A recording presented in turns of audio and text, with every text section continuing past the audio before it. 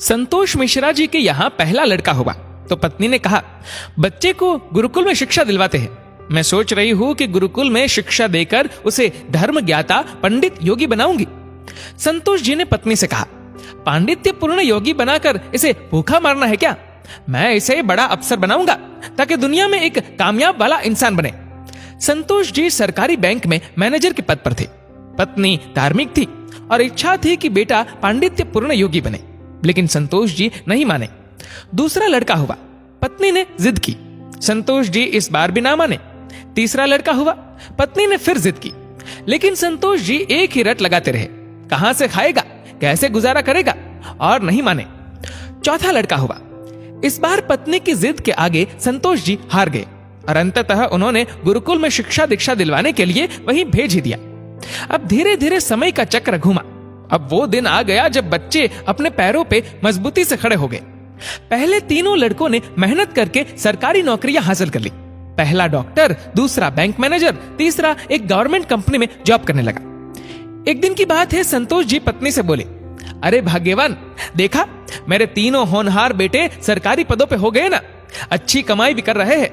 तीनों की जिंदगी तो अब सेट हो गई, कोई चिंता नहीं रहेगी अब इन तीनों को।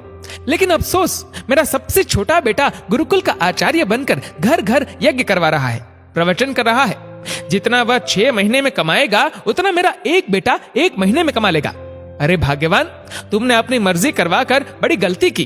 तुम्हें भी आज इस पर पश्चाताप होता होगा, मुझे मालूम है, लेकिन तुम बोलती नहीं हो। पत्नी ने कहा, हम में से कोई एक गलत है और ये आज दूध का दूध पानी का पानी हो जाना चाहिए। चलो अब हम परीक्षा ले लेते हैं चारों की, कौन गलत है कौन सही पता चल जाएगा। दूसरे दिन शाम के वक्त पत्नी ने बाल बिखरा, अपना साड़ी का पल्लू फाड़कर और चेहरे पर 1-2 नाखून के निशान मारकर आंगन में बैठ गई और पतिदेव को अंदर कमरे में छिपा दिया।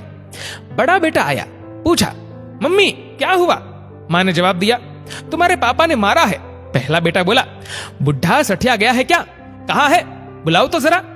मां ने कहा, नहीं है, बाहर गए हैं। पहला बेटा बोला, आए तो मुझे बुला लेना, मैं कमरे में हूं, मेरा खाना निकाल दो, मुझे भूख लगी है। ये कहकर कमरे में चला गया। दूसरा बेटा आया, पूछा तो मां ने वही जवाब दिया। दूसरे बेटे ने कहा, क्या पगला गए हैं इस बुढ़ापे में? उनसे कहना चुपचाप अपनी बची खुशी गुजार ले। आए तो मुझे बुला लेना और मैं खाना खाकर आया हूं, सोना है मुझे। अगर आए तो मुझे अभी मत जगाना, सुबह खबर लेता हूं उनकी। ये कहकर वो भी अपने कमरे में चला गया। तीसरा बेटा आया, पूछा तो आग बबूला हो गया। इस बुढ़ापे में अपनी औलादों के हाथ से जूते खाने वाले काम कर रहे हैं। इसने तो मर्यादा की सारी हदें पार कर दी। ये कर वह भी अपने कमरे में चला गया। संतोष जी अंदर बैठे बैठे सारी बातें सुन रहे थे। ऐसा लग रहा था कि जैसे उनके पैरों के नीचे से जमीन खिसक गई हो और उसके आंसू नहीं रुक रहे थे। किस तरह इन बच्चों के लिए दिन रात मेहनत करके पाला पोसा, उनको बड़ा आदमी बनाया, जिसकी तमाम गलतियों को मैंने नजरअंदाज करके आगे बढ़ाया, और ये ऐसा बर्ताव अब तो बर्दाश्त नहीं हो रहा। इतने में चौथा बेटा घर में ओम ओम ओम करते हुए अंदर आया। मां को इस हाल में देखा तो भागते हुए आया, पूछा तो मां ने अब गंदे गंदे शब्दों में अपने पति को बुरा भला कहा।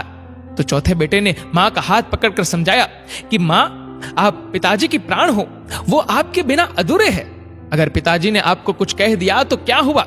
मैंने पिताजी को आज तक आपसे बदतमीजी से बात करते हुए नहीं देखा। वो आपसे हमेशा प्रेम से बातें करते थे। जिन्होंने इतनी सारी खुशियां दी, आज नाराजगी से पेश आए तो क्या हुआ? हो सकता है आज उनको किसी बात को लेकर चिंता हो रही हो ना हो मां, आपसे कहीं गलती जरूर हुई होगी। अरे मां, पिताजी आपका कितना ख्याल रखते हैं। याद है ना आपको, 6 साल पहले जब आपका स्वास्थ्य ठीक नहीं था तो पिताजी ने कितने दिनों तक आपकी सेवा की थी। वही भोजन बनाते थे, घर का सारा काम करते थे, कपड़े धोते थे। तब आपने फोन करके मुझे सूचना दी थी कि मैं संसार की सबसे भाग्यशाली औरत हूं।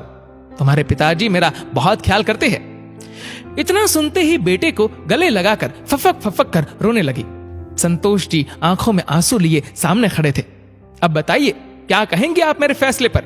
पत्नी ने संतोष जी से पूछा। संतोष जी ने तुरंत अपने बेटे को गले लगा लिया। संतोष जी की धर्मपत्नी ने कहा, यह शिक्षा इंग्लिश मीडियम स्कूलों में नहीं दी जाती। माँ बाप से कैसे पेश आना है, कैसे उनकी सेवा करनी है, ये तो गुरुकुल ही सिखा सकते हैं। जहां वेद, गीता, रामायण जैसे ग्रंथ पढ़ाए जाते हैं, संस्कार दिए जाते हैं। अब संतोष जी को एहसास हुआ, जिन बच्चों पर लाखों खर्च करके डिग्रियां दिलाई वे सब जाली निकले। असल में ज्ञानी तो वो सब बच्चे हैं जिन्होंने जमीन पर बैठकर पढ़ा है। मैं कितना बड़ा नासमझ था। फिर दिल से एक आवाज निकलती है, काश मैंने चारों बेटों को गुरुकुल में शिक्षा दीक्षा दी होती।